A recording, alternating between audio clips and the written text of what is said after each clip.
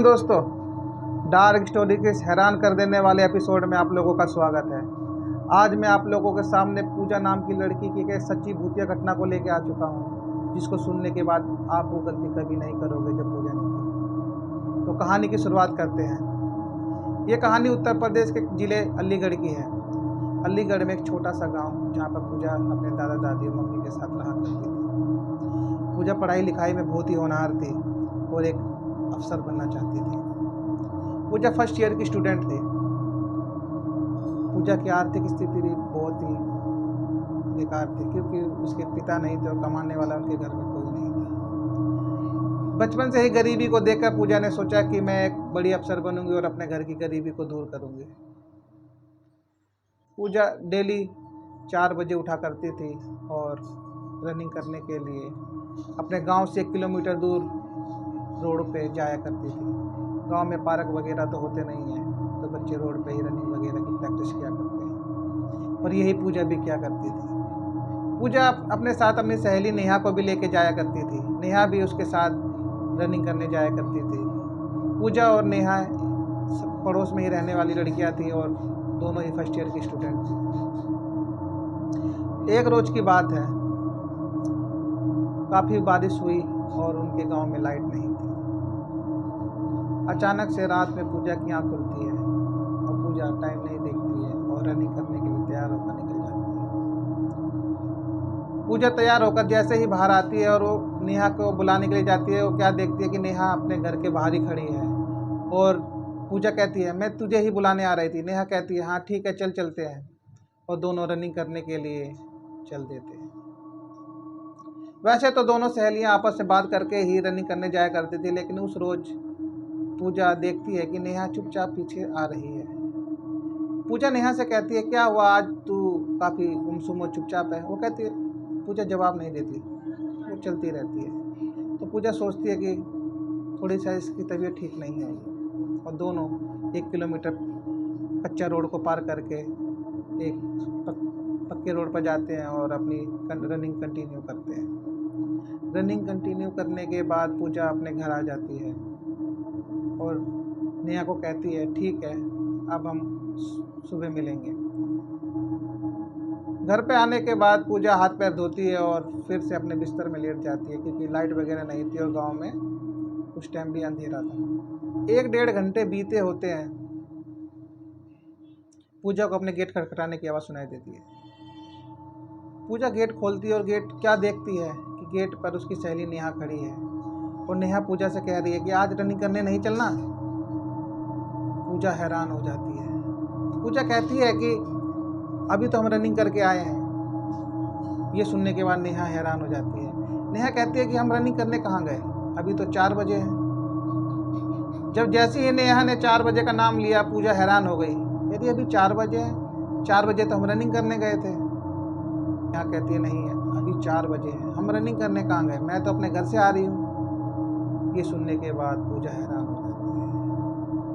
पूजा नेहा को कहती है कि ठीक है, आज मेरा मन नहीं है, आज मैं रनिंग करने नहीं जाऊंगी, तू जा। पूजा नहीं जाती तो नेहा भी अपने घर वापस चली जाती है और पूजा अपने घर में बिस्तर पे जाके लेट जाती है और यही सोचती है कि नेहा ऐसा क्यों कह रही थी, क्योंकि मैं तो उसके साथ ही आज रनिंग करने के लिए गई थी। लेकिन नेहा को ये बात समझ नहीं आती है। नेहा अपने घर चली जाती है। सुबह होती है और पूजा यही सोचती रहती है कि नेहा ने ऐसा क्यों कहा, क्योंकि हम रनिंग करके आए थे। लेकिन पूजा को अपने ही सवालों का कोई जवाब नहीं मिलता और पूजा इस बात को भुला देती है। अगली रात पूजा के साथ फिर वही घटना हो जाती है। पूजा उठती है और रनिंग करने के लिए अपनी सहेली के नेहा के घर जाती है और नेहा उसको तैयार मिलती है। कहती है, तू आज फिर तैयार है, ठीक है, चल चलते हैं। और नेहा और पूजा फिर रनिंग के लिए निकल जाते हैं। और कल की तरह ही आज भी नेहा चुपचाप पीछे पीछे पूजा के चल रही होती है और पूजा से कोई बात नहीं करती है। पूजा कहती है कि तू कल भी चुप थी, आज भी चुप है। कल हम जब रनिंग करके आ गए थे तो तूने ऐसा क्यों कहा कि हम रनिंग करके नहीं आए। नेहा कोई जवाब नहीं देती। पूजा कहती है नेहा को क्या हो गया, वो मेरी किसी भी बात का जवाब नहीं देती और चुपचाप मेरे साथ रनिंग करती है, रनिंग करके चुपचाप घर आ जाती है। उस दिन भी यही हुआ, नेहा ने पूजा से कुछ ज़्यादा बातें नहीं करी, चुपचाप उसके साथ रनिंग करके आई और अपने घर आके सो गई। पूजा फिर से लेटी और पूजा को फिर रियलाइज हुआ कि कोई उसका दरवाज़ा खटखटा रहा है। पूजा ने जैसे ही गेट खोला, पूजा क्या देखती है कि नेहा उसको रनिंग के लिए बुलाने आई है। पूजा नेहा से कहती, तू पागल हो गई है, हम अभी तो रनिंग करके आए हैं, तू फिर रनिंग के लिए बुलाने आ गई। और नेहा पूजा को कहती, हम रनिंग करने कब गए थे, मैं तो अभी अपने घर से आई हूँ। पूजा को ये बात समझ नहीं आती है। पूजा फिर नेहा को कहती है, ठीक है मैं नहीं जा रही, तू अपने घर जा। गुस्से में नेहा चली जाती है। नेहा के साथ ये घटना जब से घटने लग गई, मैं आपको बता देता हूँ। एक दिन नेहा और पूजा, उनके गांव के बाहर एक कुआं था, शायद कोई श्रापित कुआं होगा, उसकी कहानियाँ थी। पूजा को नेहा को ये सारी बातें पता थी। लेकिन पूजा नेहा से कहती है कि इस कुएं को ढक रखा है, क्यों ना मैं एक बार देखूं इसके अंदर है क्या। तो नेहा पूजा से कहती है, तू पागल है, गुस्से से, तू पागल है, तूने गांव वालों की कहानियां नहीं सुनी कि इसके अंदर चुड़ैल रहती है, जो इस कुएं की तरफ झांकता है वो चुड़ैल उसके पीछे लग जाती है। नेहा कहती है कि हम ऐसी बातों में विश्वास क्यों करते हैं, ऐसा कुछ नहीं है, आज तक तो किसी के साथ ऐसा कुछ नहीं हुआ। तो नेहा कहती है कि हमारे बड़े बुजुर्गों ने जब इसको मना कर रखा है तो हम इसकी तरफ क्यों देखें। उस कुएं को बांस के डंडे से और उसके ऊपर खूब सारे फूस वगैरह रख के उसको ढक रखा होता है। लेकिन पूजा क्या करती है कि उसको हटाकर उस कुएं के अंदर झांकती है। पूजा को ऐसा दिखता है कि उस कुएं के अंदर कोई आकृति सी बनी हुई है। पूजा सोचती है कि शायद ये पानी की आकृति होगी। नेहा पूजा से गुस्सा हो जाती है, कहती है, तूने ऐसा क्यों किया, तूने इस कुएं की तरफ क्यों झांका। पूजा कहती है कि कुछ नहीं हुआ, देख मैंने इस कुएं की तरफ झांका, मुझे तो कुछ नहीं हुआ, आ तू भी देख इसके अंदर कितनी अच्छी आकृति बनी हुई है। नेहा गुस्सा होकर अपने घर चली जाती है और पूजा भी उसके पीछे पीछे अपने घर आ जाती है। और यही पूजा से सबसे बड़ी गलती हो जाती है। शायद पूजा की जिंदगी यहाँ बदलने वाली ही थी। उसी दिन से पूजा के साथ अजीबोगरीब घटनाएं होने लग जाती हैं। पूजा बीमार रहने लग जाती है। दिन पर दिन पूजा की तबीयत बिगड़ती चली जाती है। पूजा को ये महसूस होने लग जाता है कि कोई उसके आसपास है। पूजा अचानक से रात को 1 बजे उठकर रनिंग करने चली जाया करती थी और 2 दिन जब वो रनिंग करने गई थी तो उसके साथ नेहा नहीं, वही कुएं की चुड़ैल गई थी। कैसा लगा दोस्तों? ऐसा आपके साथ हो तो आपको कैसा लगेगा? सोचिए, आपको जब ये पता चलेगा कि आप जिसके साथ रनिंग करके आए हैं वो कोई इंसान नहीं, एक चुड़ैल है, तो आप पर क्या बीतेगी। और यही पूजा के साथ हुआ। पूजा 2 दिन से रात में 1 बजे उठती और रनिंग करने के लिए निकल जाती।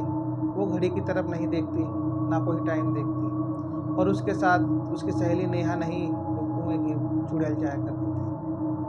डेली पूजा के साथ कंटिन्यू होने लग गया था ये सब कुछ।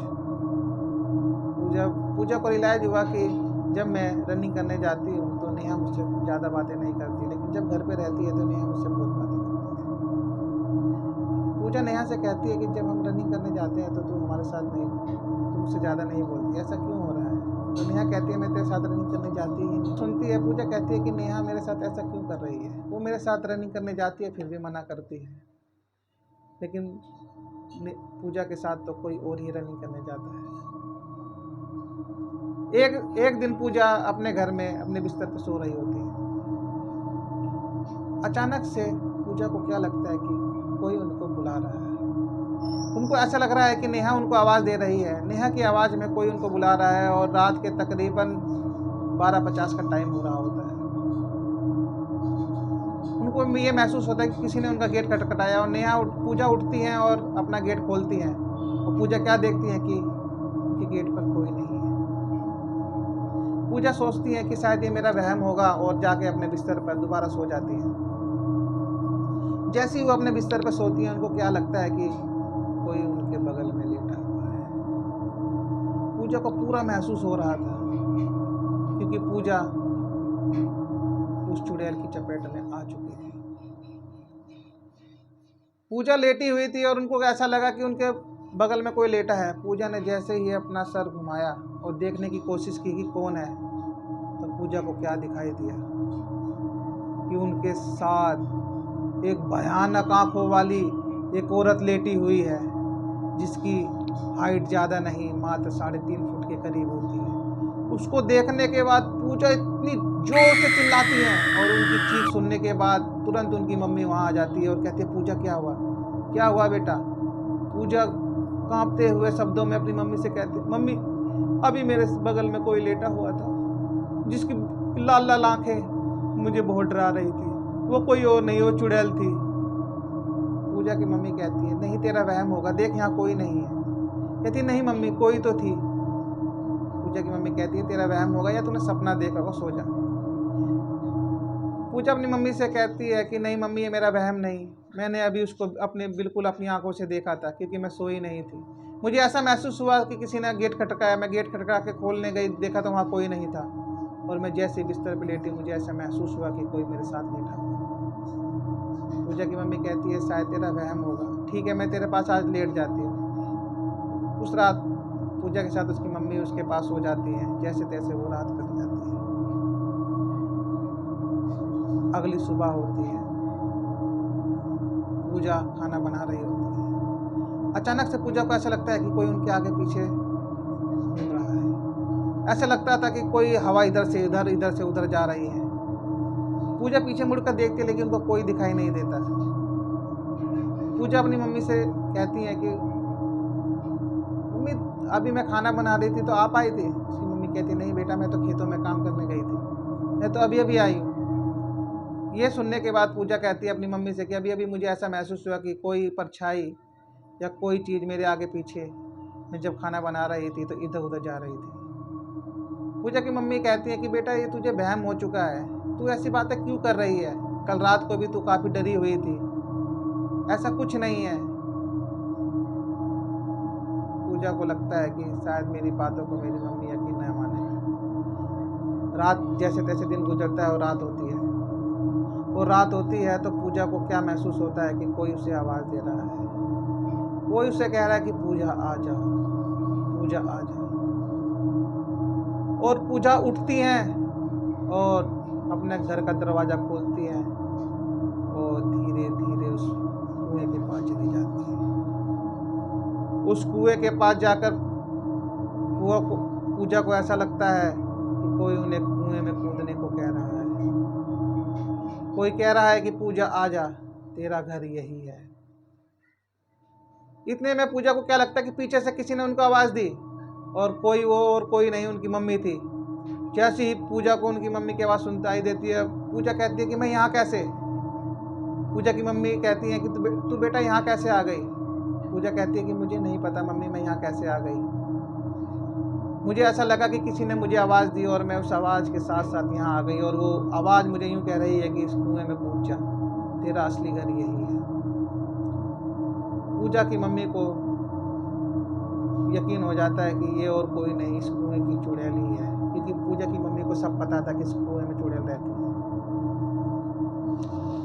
अगले दिन पूजा की मम्मी अपने ससुर जी से कहती है कि रात को पूजा ऐसे ऐसे उस कुएं के पास चली गई थी और उसके साथ ऐसे ऐसे हरकतें हुई थी। पूजा के दादा कहते हैं कि पूजा के दादा पूजा से पूछते हैं कि बेटा तूने कहीं उस कुएं में झांक कर तो नहीं देखा। तो पूजा सोचती है कि अगर मैं सच बता दूंगी तो मम्मी या दादा मुझे डांटेंगे। पूजा कहती नहीं, मैं इस कुएं के अंदर नहीं झांक के देखा, पता नहीं क्यों मेरे साथ ऐसा हो रहा है। शायद उस दिन पूजा अपने दादा को सच बता देती तो शायद पूजा के साथ ऐसी घटनाएं आगे नहीं घटती, लेकिन पूजा ने उस वक्त झूठ बोला और उसने अपने मम्मी को और अपने दादा को कुछ नहीं बताया। अगले दिन पूजा के दादा पूजा को एक धागा बांधते हैं किसी पंडित जी से लाके, कहते हैं बेटा इसको हमेशा अपने गले के अंदर रखना। पूजा उस धागे को अपने गले के अंदर बांध लेती है। 2-4 दिन सही गुजरते हैं और 2-4 दिन के बाद ही पूजा को क्या महसूस होता है कि वही आवाज़ पूजा को फिर सुनाई देने लग गई। पूजा को ये महसूस होता है कि कोई उसे कह रहा है कि पूजा आ जाओ, पूजा आ जाओ। पूजा उस आवाज़ को सुनने के बाद शायद अपने ऊपर से अपना कंट्रोल खो देती है और उस आवाज़ के पीछे पीछे फिर उस कुएं के पास पहुंच जाती है। उस कुएं के पास पहुंचने के बाद पूजा को क्या दिखता है कि वही चुड़ैल जो उस दिन उसके बिस्तर पे लेटी हुई थी वही उसे उस कुएं के पास दिखाई देती है। और उस चुड़ैल को देखने के बाद पूजा इतनी तेज से चीखें मारती है और वहीं बेहोश हो जाती है। उसकी चीख की आवाज़ सुनने के बाद उसके पड़ोसी उठ के देखते हैं कि आवाज़ किसकी है और अपना घर गेट खोल के देखते हैं कि पूजा वहाँ भी कुएं के पास बेहोश पड़ी है। पूजा को बेहोश देखते ही उनके पड़ोसी आते हैं और उसकी मम्मी को कहते हैं कि आपकी लड़की वहाँ पर बेहोश पड़ी है। और ये सुनने के बाद पूजा की मम्मी उसके दादा दादी कुएं के पास जाते हैं और क्या देखते हैं कि पूजा वहाँ बेहोश पड़ी थी। पूजा को उठा के लाया गया। जब पूजा को होश आया, पूजा ने अपने मम्मी को सारी कहानी बताई कि मेरे साथ फिर से ऐसा हुआ। कंटिन्यू पूजा के साथ 1 महीने तक ऐसा होता रहा। पूजा की तबीयत बहुत ही ज़्यादा बिगड़ चुकी थी। पूजा बहुत बीमार रहने लग गई थी। अब पूजा रनिंग करने भी नहीं जाया करती थी, ना ही कॉलेज जाया करती थी। पूजा मानो पूजा के सपने अधूरे होते जा रहे थे। पूजा बहुत ही कमज़ोर हो चुकी थी। एक दिन की बात है, पूजा अपने बिस्तर में आराम कर रही होती है। साथ में उनकी मम्मी भी उनके साथ ही बैठी हुई थी। पूजा अजीबोगरीब हरकतें करने लग जाती है और उनकी हरकतें उनकी मम्मी देखने लग जाती है। पूजा जोर जोर से चिल्लाने लग जाती है और कहती हैं कि मैं इसको लेकर जाऊंगी, मैं इसको लेकर जाऊंगी, कोई इसको बचा नहीं सकता, कोई इसको बचा नहीं सकता। पूजा की मम्मी ने सारी बातें सुनी और अपनी आंखों से देखी भी और तुरंत अपने ससुर जी को बताई कि पूजा ऐसी ऐसी हरकतें कर रही है और वो कह रही है कि मैं इसको लेके जाऊंगी, कोई इसको बचा नहीं सकता। अगले ही दिन पूजा के दादा एक तांत्रिक को ले आते हैं। तांत्रिक आने के बाद कुछ मंत्र पढ़ते हैं और सारी बातें उनको पता लग जाती हैं। तांत्रिक कहते हैं कि आपकी लड़की ने इस कुएं के अंदर झांक कर देखा था। इस कुएं के अंदर उस चुड़ैल ने पूजा के ऊपर अपना कब्जा कर लिया और वो इसे अपने साथ ले जाना चाहती है। तांत्रिक बाबा कुछ तंत्र मंत्र कर कोई एक ताबीज पूजा के गले में बांध देते हैं। ताबीज पहनने के बाद पूजा की हालत में सुधार होने लग जाता है। 10-15 दिन ही बीते होते हैं, पूजा नॉर्मल होने लग जाती है। उनको थोड़ी बहुत कमजोरी रहती है लेकिन फिर भी वो नॉर्मल होने लग जाती है और पूजा फिर से अपनी हल्की फुल्की रनिंग कंटिन्यू करती हैं और अपनी सहेलियों से भी मिलने जुलने जाया करती हैं। एक दिन अचानक पूजा के गले से वो ताबीज टूट के गिर जाता है या निकल जाता है। जैसे ही वो ताबीज टूटता है तो पूजा के अंदर वो एंटिटी दोबारा से प्रवेश कर जाती है। पूजा फिर अजीबोगरीब हरकतें करने लग जाती है। उनकी मम्मी पूजा को देखकर कहती है कि अभी 15-20 दिन ही बीते हैं, ये ठीक थी, ये फिर ऐसी हरकतें क्यों करने लग गई। पूजा की मम्मी उस रात को तो इग्नोर कर देती है लेकिन वही पूजा की मम्मी से सबसे बड़ी गलती हो जाती है। उसी रात पूजा को फिर से वो आवाज़ सुनाई देने लग जाती है और पूजा उस आवाज़ के साथ साथ उस कुएं के पास चली जाती है। उस कुएं के पास जाने के बाद पूजा को ऐसे लगता है कि कोई उस कुएं में कूदने के लिए उनको बोल रहा है और पूजा उस कुएं में कूद जाती है।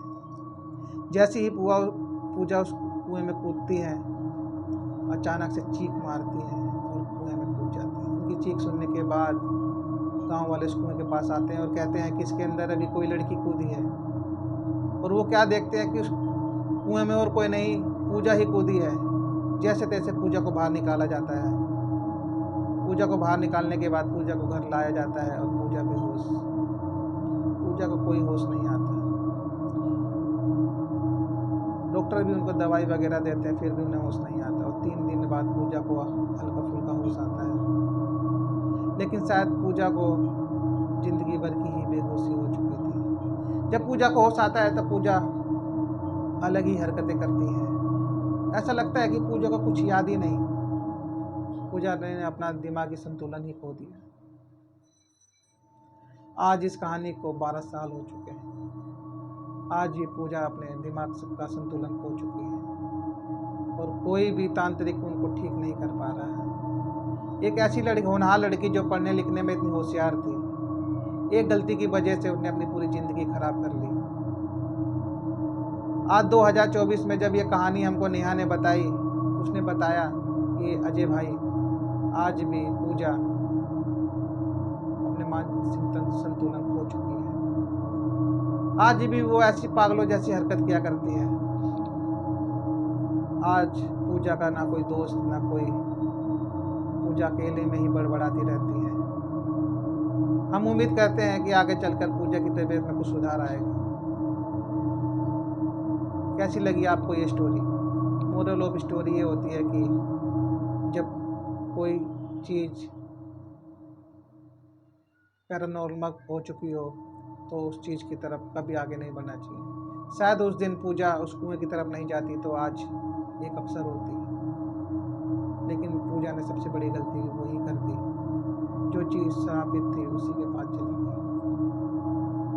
तो उम्मीद करता हूँ कि ऐसी गलती आप लोग कभी नहीं करेंगे। हॉन्टेड प्लेस, श्रापित जगह पर इस चीज़ों से बच कर रहें, क्योंकि भगवान है तो आत्मा भी है। इसीलिए आप इन सब चीज़ों को हल्के में ना लें। दोस्तों, आपको हमारी स्टोरी कैसी लगती है? आप हमारी कहानियाँ तो सुनते हैं लेकिन उसको सब्सक्राइब नहीं करते हैं। तो मैं आशा करता हूँ कि स्टोरी सुनने के बाद आप हमारे चैनल को सब्सक्राइब जरूर करेंगे। बेल आइकन को दबाकर ऑल पर क्लिक कर देना और हमारे इंस्टाग्राम पेज को भी फॉलो कर लेना। आपका एक सब्सक्राइब हमें मोटिवेट करता है कि हम ऐसी अच्छी अच्छी कहानियाँ आपके लिए लेके आते रहें, ऐसे रियल एक्सीडेंट आपके लिए लेके आते रहें, ताकि आप लोगों को अच्छा लगे। आप लोगों को हमारी कहानी कैसी लगती है कमेंट बॉक्स में लिख कर जरूर बताएं। नमस्कार।